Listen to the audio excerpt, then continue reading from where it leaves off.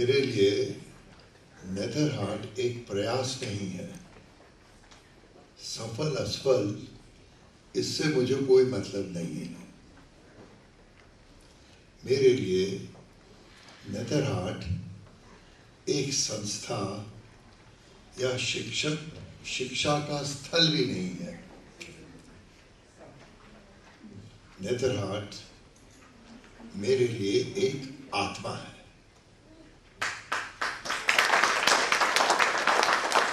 और आप सब उपस्थित जन उस आत्मा के प्रतीक है।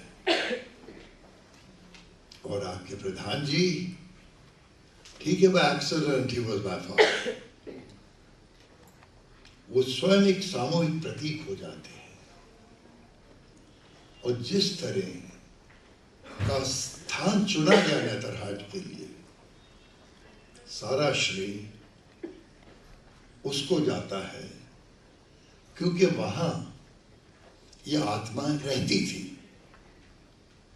नैसर्गिक सौंदर्य था, आप लोगों के व्यवहार में सरलता सहजता थी, भाईचारा था, बाहर के लोग कोई नहीं आए थे। ठीक है, मेरे आपने प्रधान जी को जो आदर सम्मान दिया है, और आज की शाम को भी देख के, वो साधारणतः एक शिक्षक को प्रदान नहीं किया जाता है। और उनके परिवार के लिए मेरे ग्रैंडचिल्ड्रन भी सोच रहे हैं, ये सौभाग्य एक बहुत बहुत बड़ी चीज है। इसलिए मैं कहता हूं, नेदरहार्ट एक आत्मा है।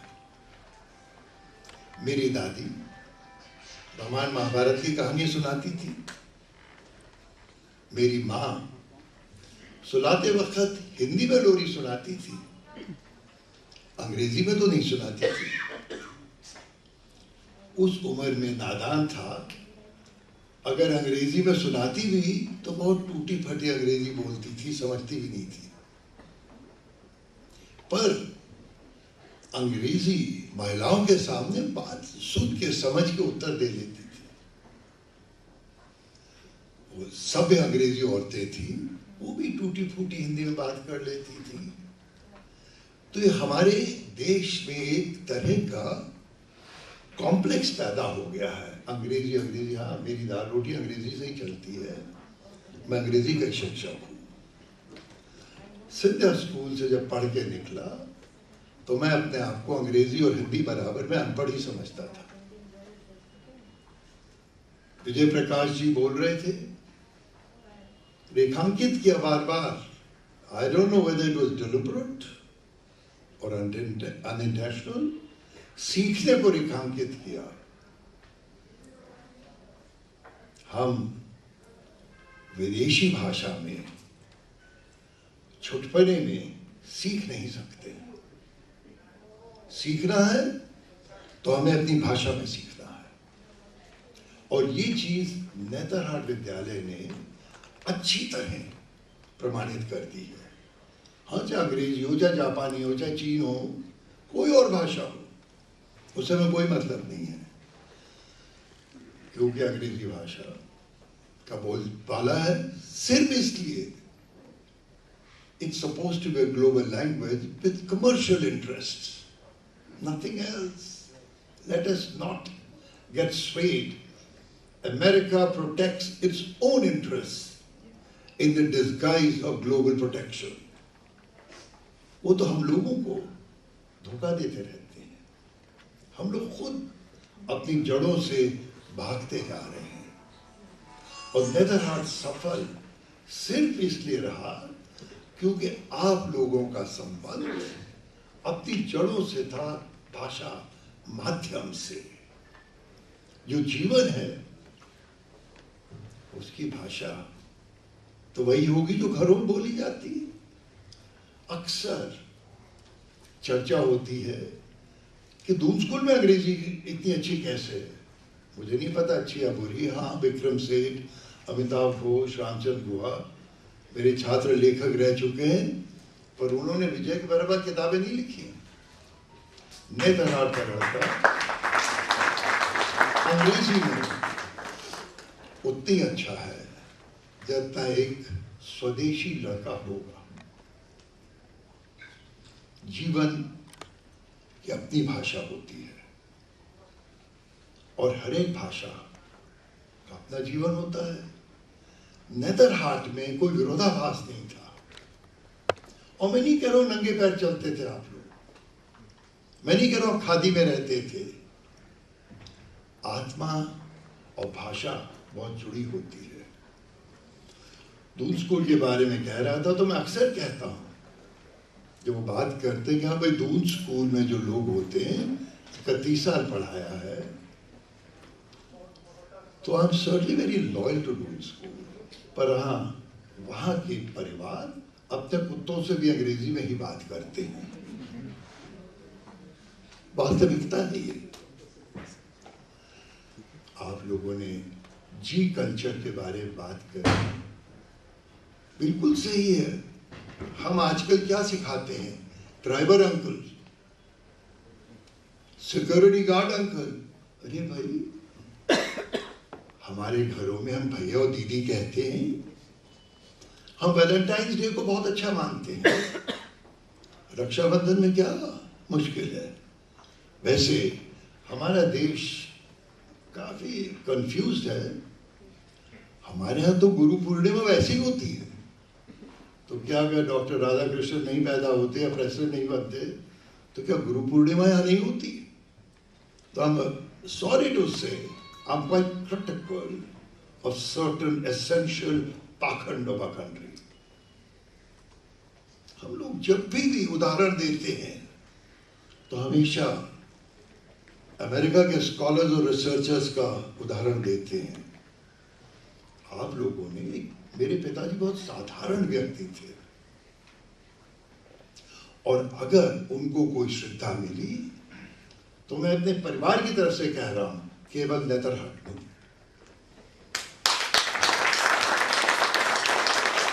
क्योंकि आप लोगों में उदारता थी, समझ थी। तिलात ने कहा एक बार, मेरे स्कूल में भाषण दे रहे थे, जेनेसिस ग्लोबल में, फीस 8 लाख रुपए है। बड़ी मुश्किल होती है अंग्रेजी कैसे सिखाया जाए, बड़ी मुश्किल होती कि हिंदी सुन लें। ठीक है, पैसा बोलता है, पर आज भी अगर मेरे माता पिता जीवित रहते तुझे बड़ा अच्छा लगता कि नेदरहार्ट के पूर्व छात्र बड़े अच्छे आवास में रहते हैं। और हाँ, हिंदी माध्यम में आप लोग पढ़े, अंग्रेजी का स्तर अच्छा था। और मेरी माँ बड़े गर्व से कहती कि नेदरहार्ट के छात्रों की पत्नी बड़ी अच्छी अंग्रेजी बोलती, शायद उनसे बेहतर बोलती। तो देखिए, माध्यम जो है शिक्षा का, एजुकेशन का नहीं, मेरे लिए माध्यम एक जीवन की आस्था है। और जब आस्था है तो मैं वही भाषा बोलूंगा, वो क्योंकि भाषा और भावना जुड़ी होती है। हम कहते हैं हिंदी में गोधूली वेला, उसको हम डस्क कह देते हैं। मैं अंग्रेजी पढ़ाता हूँ, पटना यूनिवर्सिटी में पढ़ा हूँ, सेंट जेवियर्स कॉलेज रांची में पढ़ा हूँ, पर हर डस्क का मतलब नहीं समझ में आता है। गोधूली वेला का समझ बहुत जल्दी आ जाता है। अगर वाकई हमें देश उठने देना है, हम उठा नहीं सकते, उठने देना है, तो माध्यम सीखने का तो आपकी भाषा होगी, क्योंकि हम सीखते ही उसी में हैं। अंग्रेजी मेरे माध्यम रहा है, मैं इसलिए ज्यादा नहीं सीख पाया हूं। आप लोग तो बहुत जानकार ज्ञानी लोग हैं। अभी साल भर पहले ही बैंगलोर में अपने ग्रैंडसन के साथ बात कर रहा था, कुछ 11 बज गए थे, कुछ होमवर्क करना था, कुछ उसने लिखा था, करेक्ट कर रहा था। तो उनकी नानी ने कहा, भाई बहुत देर हो गई, अब सो जाओ, 11 बज गए। वो अंग्रेजी बोलता है, बैंगलोर में है, नेशनल पब्लिक स्कूल में है, तो कहते नानी कैसे सो जाऊं, ज्ञान की बातें कर रहा हूं। देखिए नेतरहाट वाले बहुत ज्ञानी और बहुत विवेक के लोग हैं। सिर्फ एक विडंबना की बात है, 60 साल हो गए हैं पर नेतरहाट का पूर्व छात्र नेतरहाट में ना शिक्षक बनने की हिम्मत कर सका है और प्राचार्य बनने का स्वप्न भी नहीं देखा है। धन्यवाद।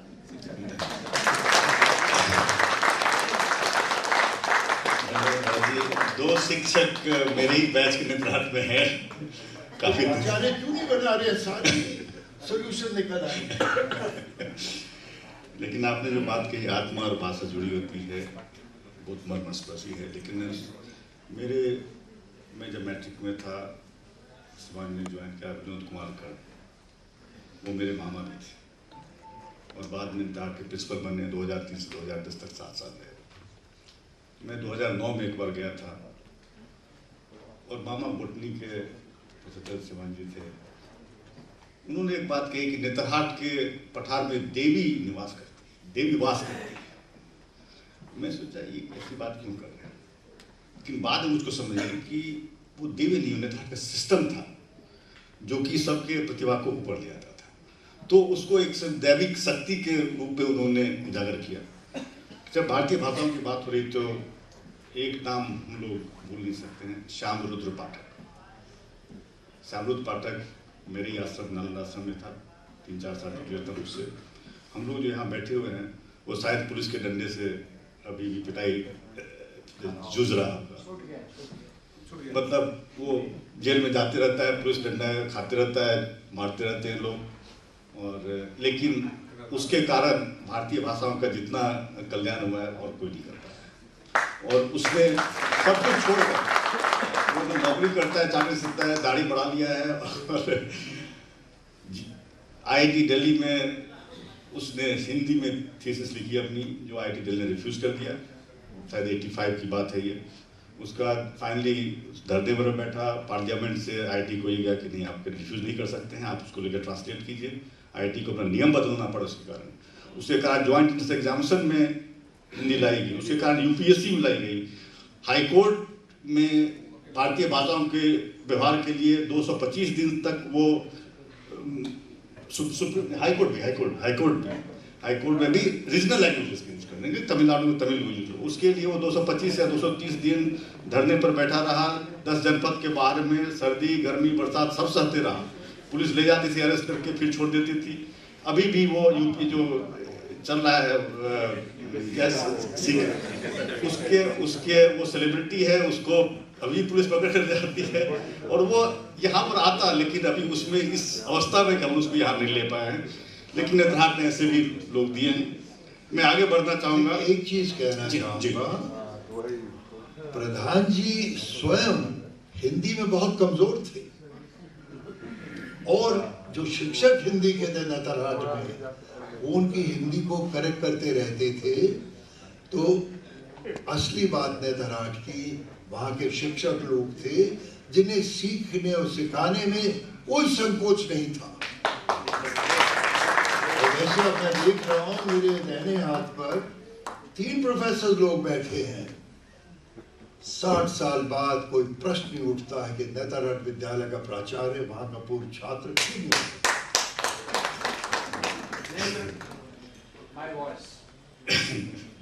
God save us. एक चूंकि भाषा की बात है, एक मुझको और याद आ गया, मनोज कुमार डे साहब हम लोग को मैथमेटिक्स पढ़ाते थे, कभी पढ़ाते नहीं थे। उनके क्लास में कुर्सी नहीं होती थी बैठने की टीचर की, वो खड़े रहते थे, होमवर्क जानते रहते और केवल बोर्ड पर प्रॉब्लम लिख देते थे और बच्चों को बोलते तुम लोग लगाओ। जो पहले करता था वो दौड़ के आके ब्लैक बोर्ड पर करता था। और उनके सवालों का उत्तर खोजने के लिए हम लोगों ने लाइब्रेरी में जितनी किताबें हो, हिंदी हो इंग्लिश में, हमें कोई फर्क नहीं पड़ा।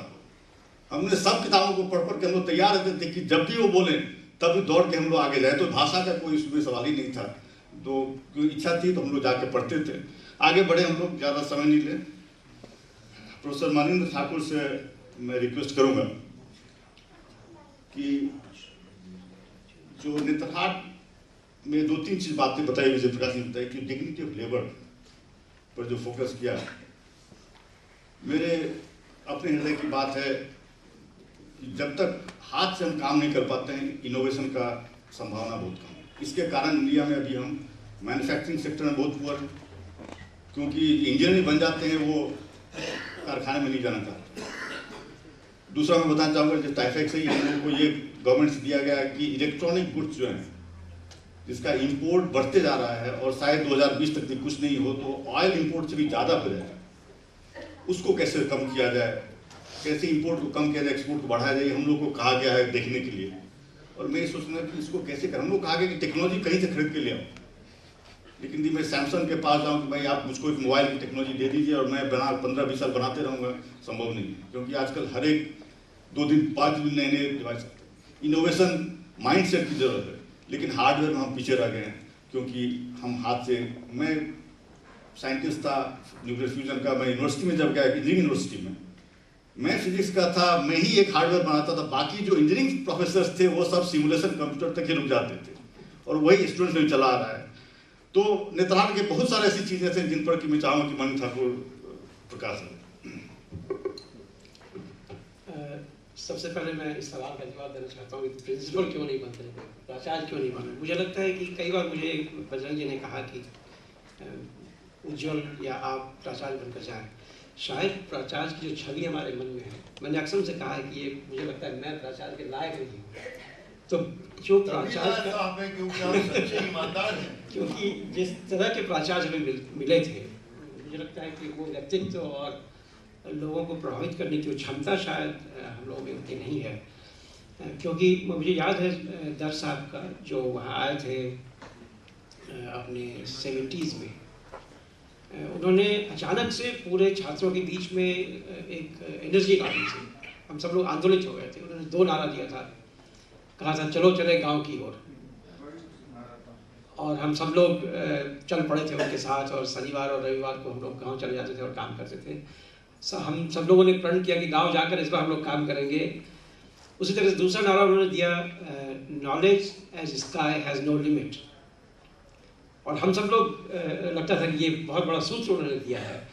तो जो प्राचार्य की क्षमताएं होनी चाहिए, शायद अभी भी बहुत से नेतरहाटियंस मानेंगे कि हम लोगों में उतनी क्षमता भी आ नहीं पाई है। मुझे लगता है कि जो पूरी दुनिया इस वक्त एक परेशानी से गुजर रही है, और मैं इसको एक्सप्लेन करने के लिए प्रोफेसर मोहंती के 2 विचार को लूँगा। वो कहते हैं कि 2 तरह के लोग होते हैं, एक ऑब्सेसिव सेल्फ होते हैं और क्रिएटिव सेल्फ होते हैं। ऑब्सेसिव सेल्फ होते हैं जो अपने बारे में सोचते रहते हैं। जो हमारा एजुकेशन सिस्टम है इस वक्त हमें ऑब्सेसिव सेल्फ बनाता है, जो लगातार हम अपने CV को ठीक करने में लगे रहते हैं। लगातार हम ये सोचते हैं कि हमारे पास चीज़ें कैसे आ जाएंगी। नेतरहाट शायद एक टेक्नोलॉजी ऑफ द सेल्फ है जो क्रिएटिव सेल्फ बनाने की कोशिश करता है। मुझे खास करके पिछले 5 वर्षों से मैं नेतरहाटियन की तरह नहीं बल्कि एक एजुकेशनिस्ट की तरह नेतरहाट को देखने की कोशिश कर रहा हूँ। जब से मैं JNU गया हूँ, दिल्ली विश्वविद्यालय से, क्योंकि JNU का जो सिस्टम है लगभग वैसा ही जो नेतरहाट का है। जो छात्र वहाँ आते हैं वो बहुत ही गरीब छात्र भी होते हैं, बहुत धनी भी होते हैं। उनसे इतना कम पैसा लिया जाता है क्योंकि गरीब और धनी होने से कोई फ़र्क उनको नहीं पड़ता है। और अंतेवासी हैं, सब एक साथ ही वहाँ रहते हैं, एक जैसा खाना पीना खाते हैं। तो मैंने देखने की कोशिश की कि बहुत से छात्र जो बिल्कुल गरीब परिवार से आते हैं, उनके व्यक्तित्व का विकास, उनके ज्ञान का विकास कितना ये सिस्टम कर पा रहा है। और मुझे लगता है कि नेतरहाट का जो टेक्नोलॉजी ऑफ द सेल्फ था, वो टेक्नोलॉजी ऑफ सेल्फ अद्भुत था, क्योंकि उसमें जो 4-5 बातें थी। एक जो मैंने देखा पिछले कुछ वर्षों से जब मैंने अध्ययन करना शुरू किया, तो मैंने आपने जो चलाया है एक नेतरहाट ऑल करके, एक नोवा हॉल करके वेबसाइट, ये है वेबसाइट भी है और मेलिंग लिस्ट है। तो मैंने मेलिंग लिस्ट को ही अपने स्टडी का सोर्स बनाया है, और सारे मेल्स को मैं जमा करके उसको कैटेगराइज करके देखना चाहता हूँ कि क्या लोग बातें कर रहे हैं। मैं गौर करता हूँ उसमें 4-5 बहुत ही महत्वपूर्ण बातें हैं जो शायद ये क्रिएटिविटी को जनरेट करता है। एक तो है कंसर्न फॉर द पीपल।